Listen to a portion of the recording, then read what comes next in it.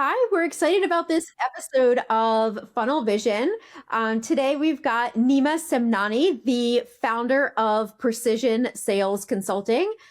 He's a sales training expert who focuses on the science of how people actually learn and retain their skills in sales.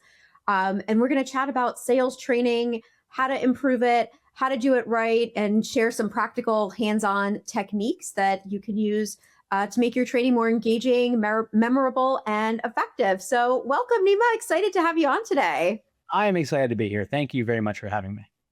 Yeah. So, starting with this, like, why does most sales training fail, even when the content is solid? And what should leaders fix first? What can we do about that? It's a great question, and there are at least like two fairly obvious ones that oftentimes get missed. One is we talk a lot about how we really require or strongly suggest management participation, not merely sponsorship. So, one thing that happens a lot, and ultimately, great sales organizations, after a while, they're going to just say, hey, you know what? We're happy to take your money. We're not going to be unethical. Obviously, we're going to tell you here are the challenges with what you're suggesting, but ultimately, it's your call. And a lot of times, what happens is leadership doesn't participate. They send their people to sales training, or they have the consultant come in and do sales training. And then after the person leaves, no matter how great the content is, um, the leadership doesn't necessarily know what is being taught. Sometimes some of the things without the proper context or nuance bumps up against other things they are themselves teaching. I'll give you an example. Someone will come back from training and say, "Oh yeah, we were taught to actually qualify more stringently so you could close easier." And if someone comes from a place of like, "No, no, we are a assertive, hard-nosed organization. We're competitive. We want to win," and that's totally fine. They may think for a moment that qualifying hard, giving prospects the permission to say no, giving their own sales reps the permission to disqualify unqualified prospects somehow might like bump up against what they're teaching or what their culture is, which is not true.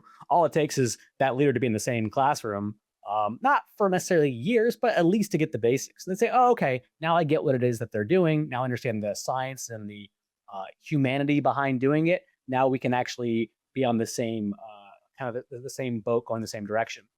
So I think that is a big part, and it happens more often than you think. And here's the irony: back when I ran a business myself, grew a relatively small business with a small team, went from 4 to 25 people. It's nothing massive. I myself got to a point in time I was like, yeah, yeah, can you just kind of train my people, and I got stuff to do. And so I've been the hypocrite that has violated the very same principle that I've learned from. So I think that's a big part of it. Another part I would say is the order of it. Uh, I feel that a lot of content historically, and this is not just sales training content, it's content, no matter what you're trying to teach, it will kind of go in the order of like, here is the theory, here's the technique, here's the skill we want you to learn. And then like, here is kind of where it shows up in the world and then why it's important. And then finally, here's some examples or experiences to support it. And I got to tell you, that is for me the exact wrong way to teach anything. For starters, the audience needs to know what's in it for them. And if you wait till like the third act to show that, then you've lost them. So we are a big proponent of taking that order and flipping it. So we subscribe to like the EAT model: experience, awareness, and then theory slash application of the theory. And that just makes all the difference. So a lot of times it's not necessarily the content, it's the order. You really have to get the audience to see it as something valuable and important, either something that will be something that they're missing if they don't do properly, or something that they stand to gain if they do properly. Either way, in that first act, you got to kind of hook them with experience. Then you got to generalize it across awareness. And then finally, okay, now let's kind of roll the sleeves. Here's how we actually do it. And I think a lot of times it's the exact opposite, which is unfortunate. Yeah. Yeah, that's really interesting because you're pulling them in, right? You're pulling the people in, you're getting their, like, exactly, like, what's in it for me? What can I get out of, going through this training or going through this lesson? And so changing it's interesting to think, because changing the order, like as you say, like has so much impact on, getting the person's buy-in, getting them to really be there, soak up the lesson and be able to apply it, versus just like putting that, on the table in the opposite order, like you said. So it's just something that's so interesting. The training could be great, but it's got to be the right order, get people's buy-in and everything else. So Yeah, I yeah. love that. Well, I tell you, I mean, Um, I can even give you a quick example that'll illustrate the point. I mean, in a way, it's kind of it would be very meta. In talking about what we're doing, EAT, I'll kind of give you an example of how it would show up in the real world, and obviously, people who are listening can certainly use this. So, let's imagine I wanted to teach something like aligning expectations, which is crucial not just for sales, but also for management, for running effective meetings. Everyone needs to align expectations. And I think most people know that. When we teach that concept, it's not necessarily a brand new thing. People are like, yeah, yeah, well, of course we got to do that. We have to set agendas, align expectations, have clear outcomes. But if I was going to teach it, and I have a lot of different ways to get there, but here's one. I would start off by saying something like, hey, everyone, if it's virtual, we have breakout rooms. If it's in person, like table talk, I would just be like, hey, listen, let's do this. Take a moment, take 3 to 5 minutes, whatever it is, talk amongst yourselves about a meeting you had not too long ago that just didn't go the way you wanted it to go. Maybe it's a prospect meeting, maybe it's a client meeting, whatever that looks like in your world. Take a few moments, talk amongst yourselves, think about a meeting that did not go the way you wanted to go. And where did it go off the rails? And then, I mean, I might give them a little bit more context, like, I might say, like, what would you wish you had known up front that you found out at the end? But I might lead the witness a little bit, but not too much. Ultimately, there's nothing they can come back with that I couldn't actually, in a way, roll back into the idea of aligning expectations. So then when people come back, they're like, oh, yeah, I was in a meeting with a prospect.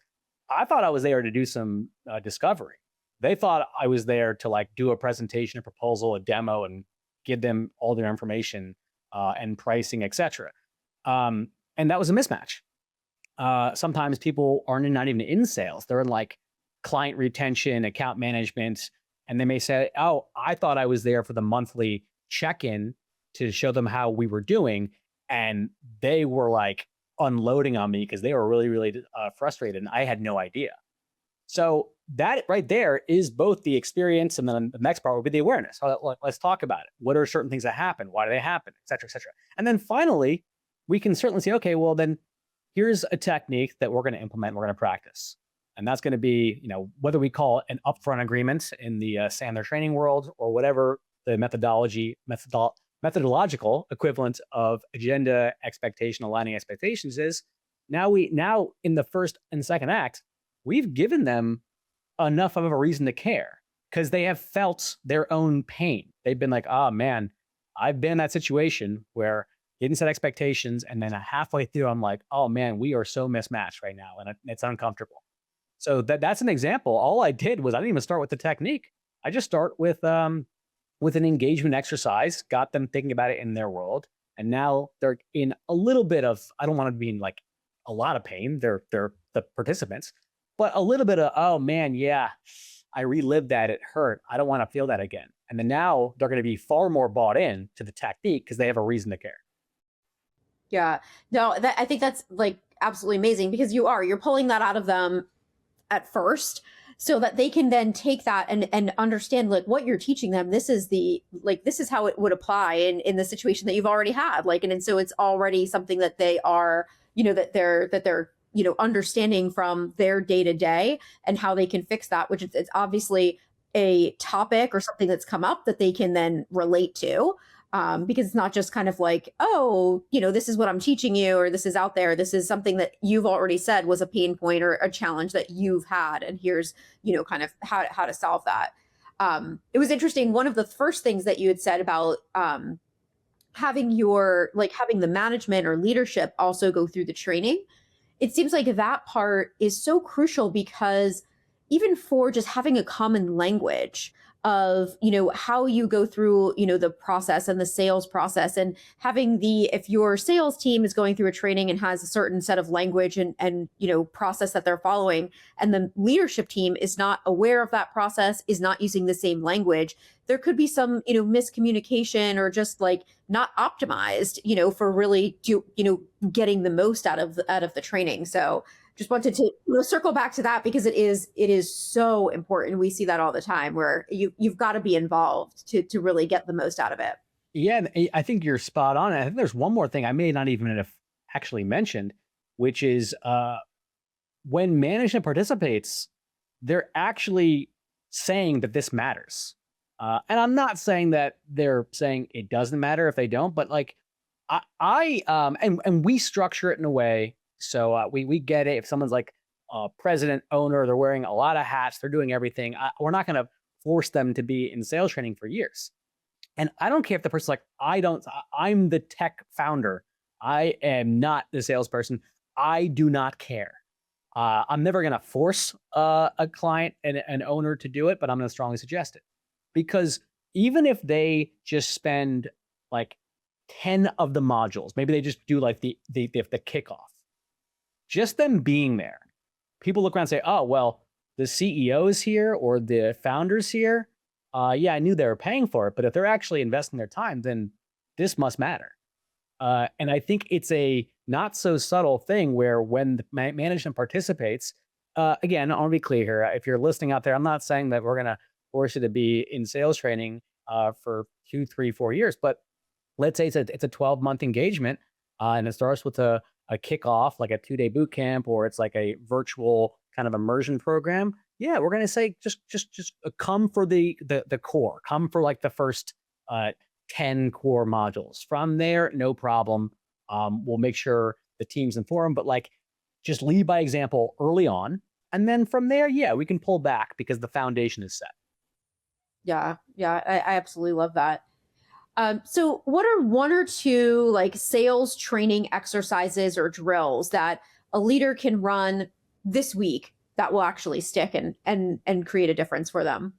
Yeah, I think I mean there's a few. I think one of the easiest go-tos, and this is more of just a concept that can apply to any situation, is I just kind of made this up.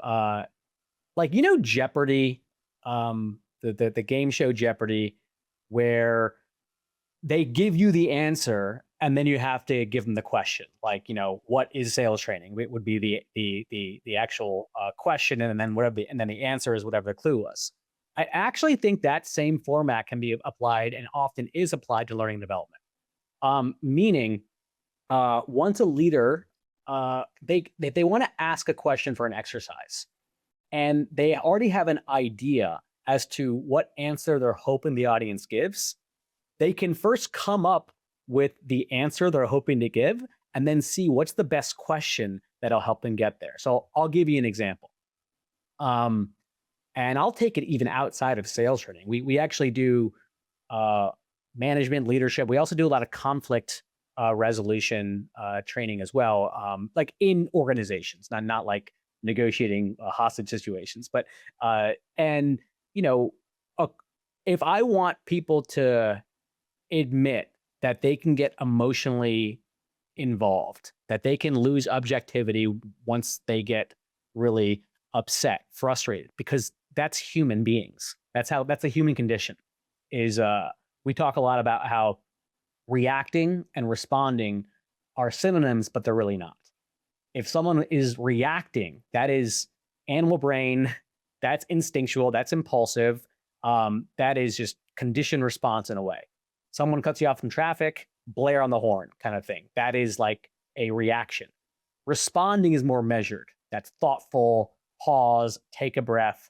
That's the write the angry email, but don't hit send, right? That's kind of that thing. So if I wanted to get a group to really admit that they are vulnerable and susceptible to being a human being, well, I want people to say, I got frustrated. I got in a fight with my husband or wife. I got into an argument with my kids. I, got really upset with the prospect or whatever.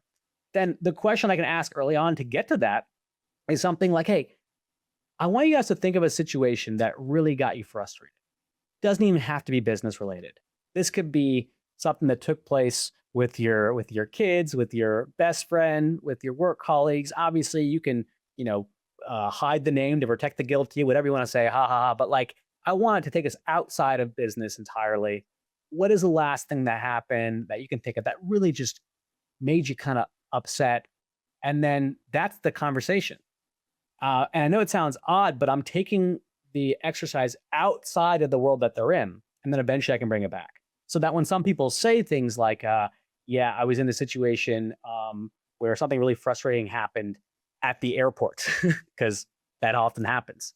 Um, were you operating at your best self? Like, no, I kind of, I mean, I was frustrated. I lost my cool with a customer service agent that was just trying to help me as if it was her fault or his fault that the plane had a malfunction and the person tried to help me. And here I am kind of like lashing out at this person.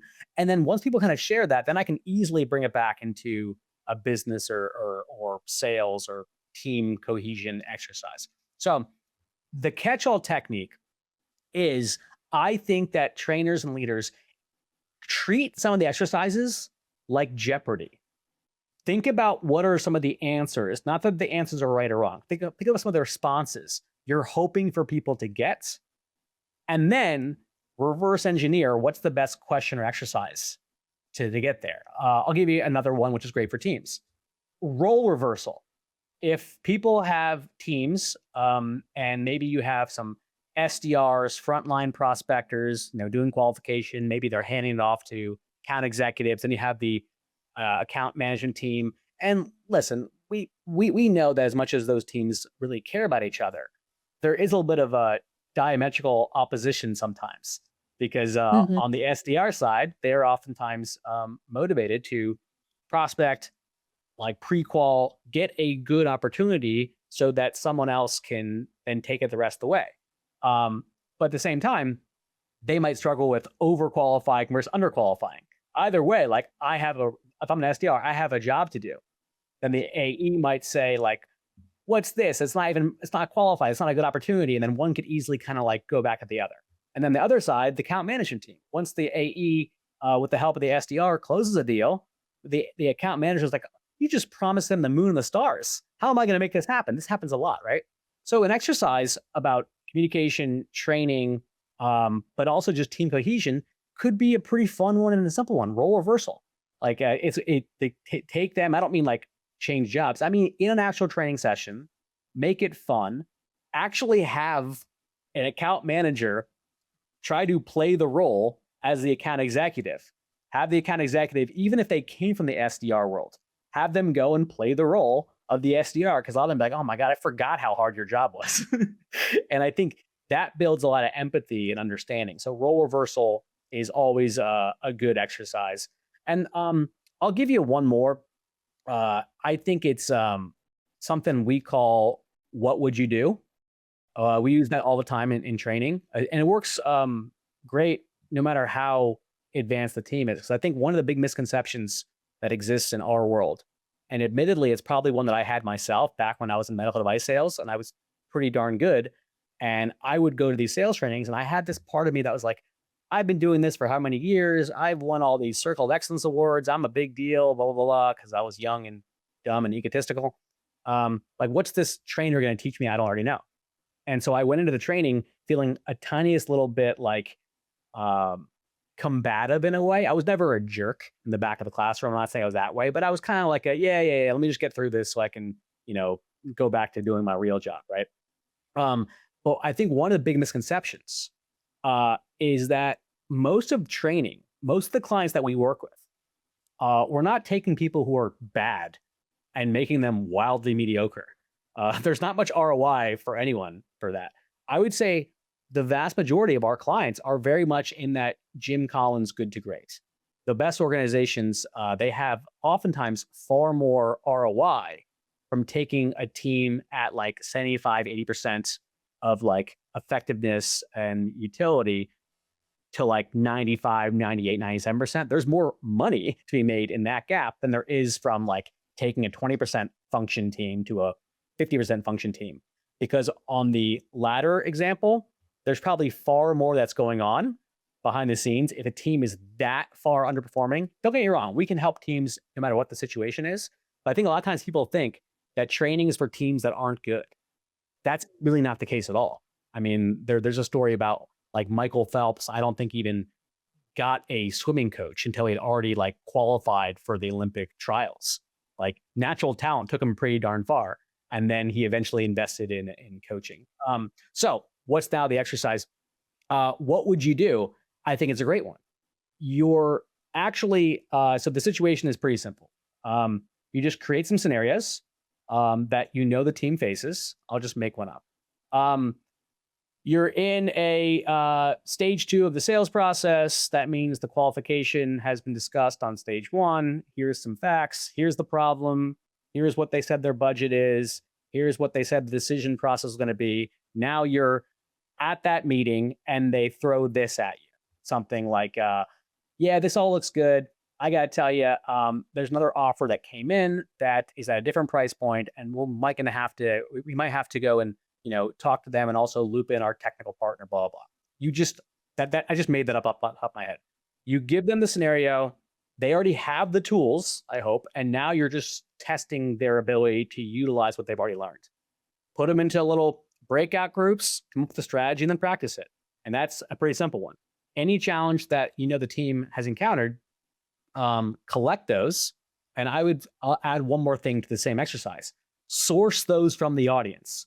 You don't have to have a built-in sales enablement department in order for once or twice a month someone to send a note out there, be like, hey, so we can understand what you're dealing with on the front lines.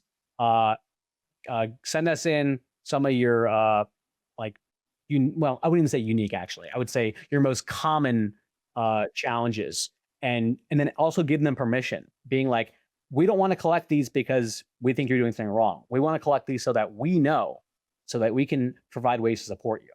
So what would you do is a great one. And for bonus points, ask the audience in advance of the training to submit some of those scenarios.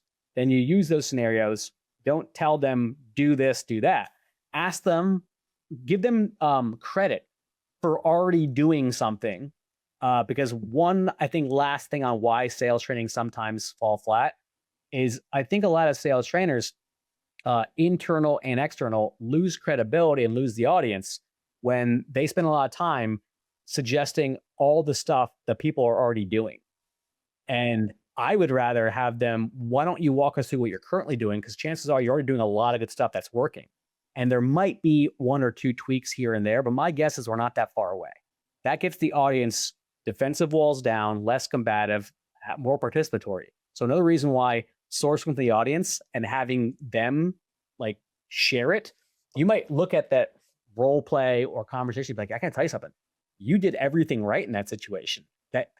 That one just didn't work out. That there was like, I have no notes. And sometimes I say that to clients. I'm like, I got to tell you, you did that exactly the same way I would have done it.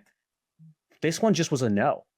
I don't think there's anything I could have said to you in a time machine that would have changed the outcome. This one just was a no.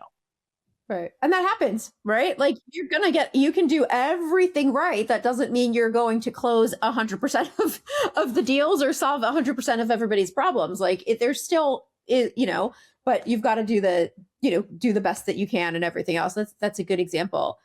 I want to ask you as well, like, how do you facilitate training with people that have strong personalities? So that it stays interactive and productive instead of sometimes turning into like a lecture or a debate. And I think even in your previous like answers, you've given a little bit of that, like pulling from the audience, getting people, involved. But what are your thoughts on that? I mean, that's a great question. I think I have a good answer, but I'm going to start by just saying, and this is not a challenge to all the people out there who want to like beat up a trainer, but it doesn't faze me anymore. I think, and here's why that's an important lesson, maybe to all the other facilitators out there, not just the salespeople and sales leaders. I think that you think about children and their parents, and let's say in this instance, the child is just running around and falls over and like just does like a little plop, right? Just falls over, maybe like skins their knee. Well, they kind of look up to the parents on how to react.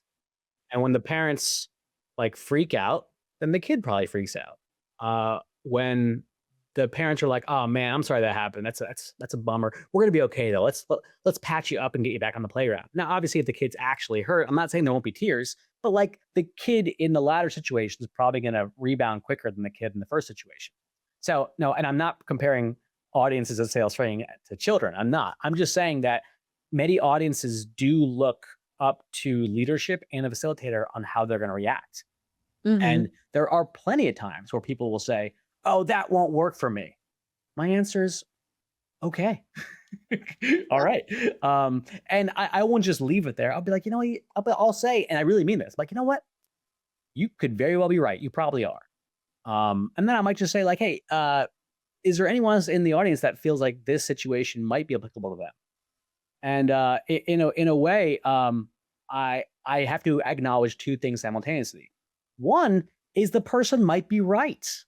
Like if they have something that's working that's different than what I'm sharing, then I'm not going to have them stop doing what they're doing that's working to take on my thing that is an unknown. And I'm just going to move on with it. I think the mistakes that facilitators make is they get into kind of an ego contest with the audience. And that's not really why I'm there. I think a lot of it does come down to the strong personality aspect comes down to matching the energy, making people feel okay. And I got to tell you something, giving people the validation that is deserved. I'm not going to give you a bunch of false praise, but I'm going to validate if someone has an idea. I say this a lot. I say this actually all the time, and I really mean it. Um, it's an honor when people learn a thing or two from what myself or my team facilitates. That's an honor. But more often than not, they learn more from each other, the other people in the audience, than they do from us. And that is true. I would say 10 years ago, I probably had a little bit of that ego that I had to be the sage on the stage. The genius had to come from me. And I mean, that was 10 or so years ago. I would say probably 8 years ago, I learned it doesn't matter. I don't care if the value comes from someone in the seat next to them. I'm still the one that was helpful in facilitating the environment for that genius to come from. So I don't care where the idea comes from. So I don't spend a lot of time. I do try to be engaging. I never want to make anyone feel not okay. I have no problem making myself the butt of the joke. I'm not going to make someone else the butt of the joke. I'm okay with that. But ultimately, I think I don't also spend a lot of time trying to combat people if they want to be really, really, if they're looking for a fight. Yeah, there's a great quote by W.C. Fields. You don't have to accept the invite to every fight you're invited to. That's not that's good advice. It makes sense. So in a founder led company, a lot of my clients, people I work with, I'm sure yours, like we work with a lot of founder led companies where they're hiring their first or second salesperson. How do you balance like training and ramp up with the risk of someone who is too senior or treats you like a stepping stone? Let me just clarify the question a bit more. Is it like the founder led and they're looking to bring on their first salesperson? Is that, and then how to approach the training, or is it more in the hiring? Yeah, I would say like the training, you've hired a great person you think is going to work out, and now you've got to onboard them and train them, and have that like ramp up period. Yeah, I got you. Well, I would say that for, I mean, listen, I'm a bit biased because precision sales consulting is a part of the Sandler Training Network. And we do work with organizations of all size. I think it's a common misconception that we maybe, if a company is too small, they can't utilize us, but a company is too big, they can't utilize us. I would say neither is true. But the reason I'm bringing it up is I think for relatively small teams, like that bring on the first, second, third sales hire, far more economically viable and effective to put that person into like one of our ongoing cohort-based trainings. Mhm. That is probably the suggestion for that. it's great for that because, and then the owner obviously could be involved if they haven't already been, but we have a lot of that situation right now. We have a lot of people, organization, they brought in salesperson one, like, okay, well, we want to give this person an onboarding map, which I'll talk about in a moment. And then we want this person to be trained. I don't think in that situation, it's really a good use of the owner's time, leader's time, the founder led to then become the de facto sales trainer. I would just outsource that because we have a model for that where, I mean, pretty much 3 or 4 times a week where we're running everything from like our essentials, which is where everyone starts, all the way to our sales mastery, which is a more advanced program. I do think you get to a certain size, whether it's 5, 10, 15, 20 people, then yeah, in-housing it probably makes more sense. But I think for the first couple, I would just outsource it to an organization that basically has the model, has the formats, and then they also know that when second and third or fourth hire repeats the same process, everyone's speaking the same language. Now, as far as the other part, like the onboarding side, yeah, I am a believer in competency-based onboarding, like 30, 60, 90. I know that's a classic one, but it shouldn't just be like 30 days, here's what you're doing. It's actually has to have a competency component to it. So what that looks like is it's not just you wait out the clock and you're out on your own. It's like things like at the end of the 2-week mark, here are a few things you should be able to demonstrate competency on. And Mhm. it's not all sales. It's like, demonstrate the offerings that XYZ company provides. Understand the opportunities and challenges that we address. Understand the demographic that we serve. Understand our top 3 to 5 competitors, including a client doing nothing or doing it themselves. So I'm a big fan of competency based. So I think a lot of times what people will do is they'll say, oh yeah, we have a 90-day onboarding process. But then at the end of 30 days, they don't really have a metric, or I shouldn't say metric. They don't have a process to gauge if everyone's developing at the right time, at the right pace. So I think that, and then within there, if it's field based, you might have like a co-travel component to it. If it's team based, like more virtual, you might have a mentorship shadow capacity.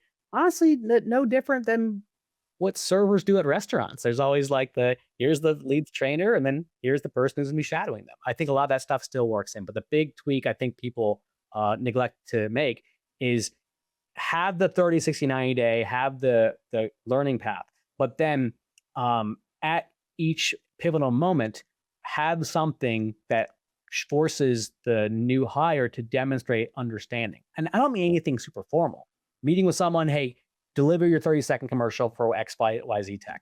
Give me a sense, you don't have to be perfect, of our ideal client profile. Give us a sense in your mind, and I would say you give everyone the answer to the test. So there's no gotcha questions. Just tell them up front, here's our pacing.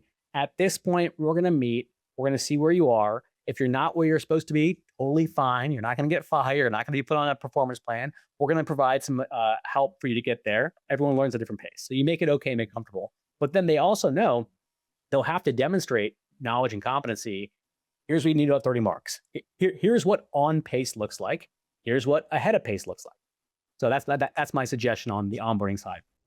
Yeah, I think that is actually like absolutely fantastic and something that actually I will say we often provide our clients with like an onboarding plan that it's pretty generic because they should customize it for their position, the company and everything else. But with you saying that, I was like, even as thinking like we need to go back and revise our plan with that. Like that's fantastic advice where you have the 30, 60, 90 days, you have different things, different conversations and within that time, but really testing to like making sure that person is actually getting it and can perform, not or depending on what it is, like you said, like can you give the 30-second elevator pitch, can you do this, or if they're training on a software, like where are you at after 30 days? Just because 30 days went by does not mean that you automatically understand it. So like actually adding in like that assessment component, and again, like you said, it doesn't have to be something super formal, but just not, you can't just assume that after 30 days or 60 days just because it was on the list that it's done. And it's so simple, but like just it is fantastic advice. So thank you for that. So Nima, tell us a little bit about yourself, your background. Where can people find you? Well, as far as where people find me, I think that precision sales consulting. We are part of the Sandler Training Network. We do anything that touches sales, sales training, sales development, sales process, auditing, and help creation. We handle all that. We do a good amount in the realm of tactical management as well. And then what's nice about the way that we operate, we have such a great network. The number of times where people reach out to me, whether it's by way of a referral or whether it's they just find us, and I'll have a quick conversation. I'll say, "Oh, I tell you what, happy to help you. I know the exact right company to work with, and it's actually not us." So my suggestion is that's my go-to. Is that's kind of the branding I'm trying to make sure that I do a good job to convey. Is if we can help you, we will. If we don't, we know who will be able to. We know who can. There's definitely times where someone reaches out and like, oh no, this is actually a way better fit for like EOS. Or someone reaches out and I'm like, oh no, like you need to talk to one of my amazing Vistage chairs because what you're dealing with is actually more of a Vistage, development opportunity than anything else for your leaders. So that's kind of like the how to find me. LinkedIn, there's not a lot of Nema Semnanis running around there. So you probably can find me that way. Precision Sales Consulting is the organization. And as far as the background, I mean, I would say I have a somewhat unique background, but I think everyone's is. But mine is, I mean, I don't know how I ended up here because as a first generation Iranian American, I was supposed to be a doctor or engineer, and so I undergraduate psychology, post-bac at the NIH in Bethesda, Maryland, medical device career for about 10 years, went back to grad school, realized I didn't really want to work for anyone else but myself. And then here I am. So maybe that's why a lot of the stuff that I am fascinated by is the science of learning and development, because I think it comes from a little bit of my science background. Yeah, love that. Well, thank you so much for coming on today. This has been fantastic conversation and tips and hands-on practical items and everything else. So appreciate your time and thanks for coming on. Thank you for having me. This was great.